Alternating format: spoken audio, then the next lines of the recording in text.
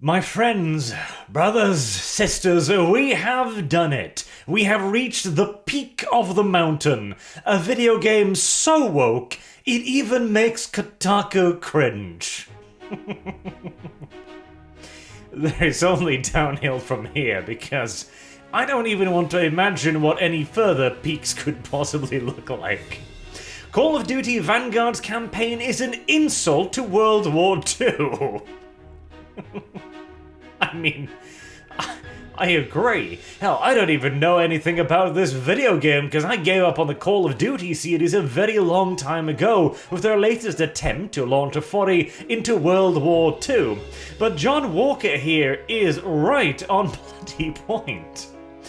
He mentions the original Call of Duty was a game that gave a shit about the Second World War, and it did. In fact, in many ways, Call of Duty back then was simply aping the real innovator in the World War II genre, Medal of Honor, but even then, the idea then was to demonstrate to you the harshness and horrors of war. The iconic D-Day landing scene, for example, in the first Medal of Honor game was just... it was powerful, genuinely so. Now, I would continue to argue that we really do need a campaign from the opposite perspective to really hammer home that final nail, but oh well, details.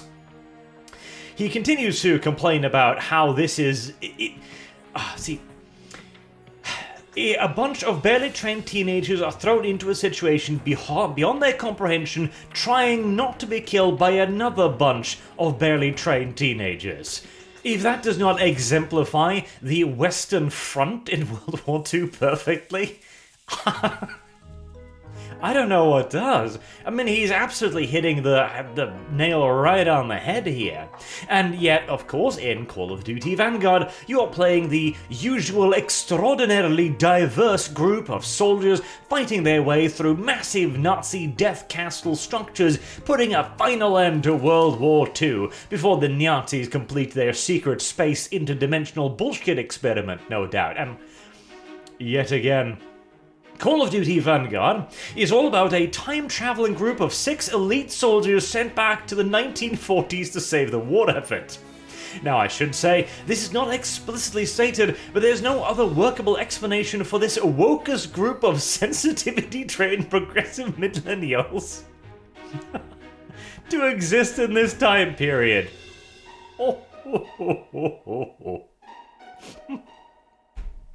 Man, I thought Kotaku could do nothing right, but I was wrong, and I will happily admit it. They also, of course, mention, they try to explain that, of course, he's not some right-wing windbag whining about diversity, because it's oh so very important to have diversity in games, even when it absolutely ruins literally everything about those video games.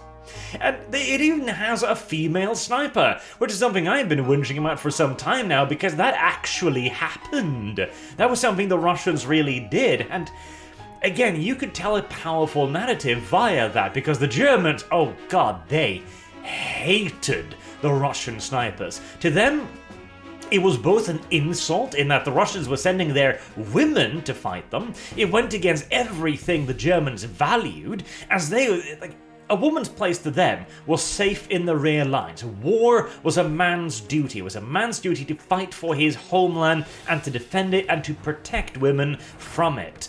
And to then have the Russians deploy them against them as snipers, snipers. If they were just frontline troops or tank crews or medics, etc., the Germans wouldn't care over much. They'd still be a little bit discomforted by it, but snipers...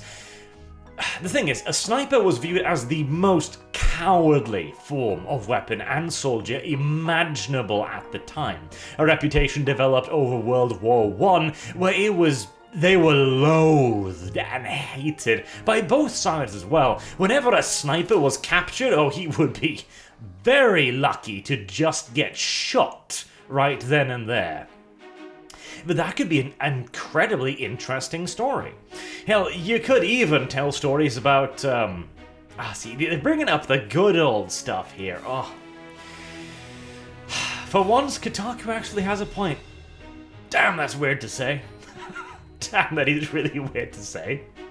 They even bring up earlier on here that you're thwarting the nonsensically super villainous plans of the Nazis. And that's a complaint I've been having for ages too. Not the thwarting the Nazis plan thing, that one's kind of important in a historical World War II video game, but that they make the Nazis into just parodies of evil. The Nazis were plenty bad enough without you overblowing it and making it ridiculous. If anything, that simply takes away from the actual impact of what the Nazis did. If you turn them into nothing more than cartoon villains, then people will start viewing them as that, as a figment of imagination, something ludicrous and out of this world. Even if they theoretically know that no, they were bad, if all you see is the Saturday morning villain of it, if you turn them into literally Hydra, people are going to start viewing them as just Hydra, as a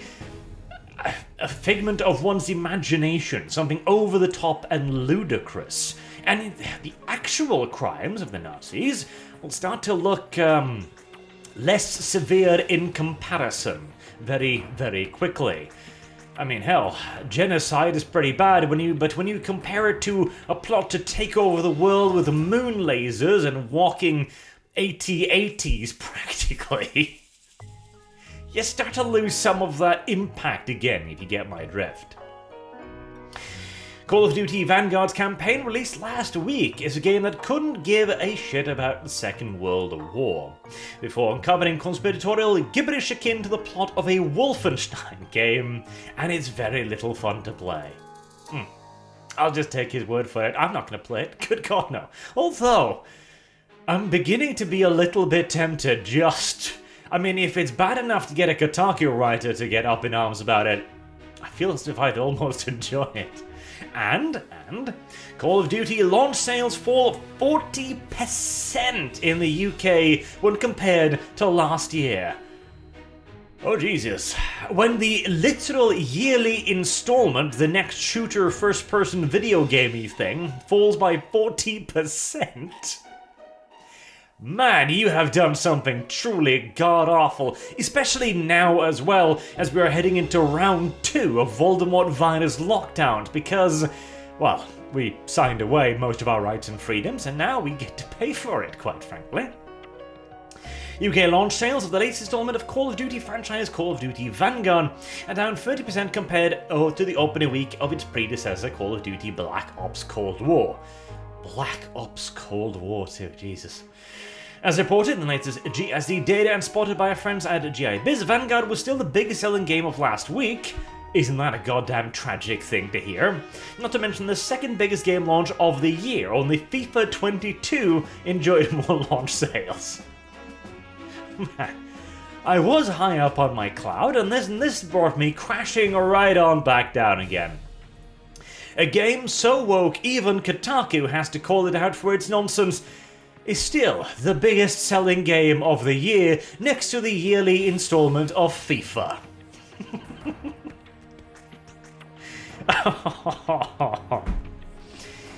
Gaming is goddamn doomed, and that is no exaggeration, but hey, let's end it on an optimistic note, shall we? We can't possibly get much worse than this. I firmly do believe that this signifies the planting of the flag on the top of the Mount Wokiest. There is nowhere to go from here but downhill, or so I fervently pray. Until next time, I've been Arch, thank you all very much for watching, and I hope to see you all again soon. Have a good day.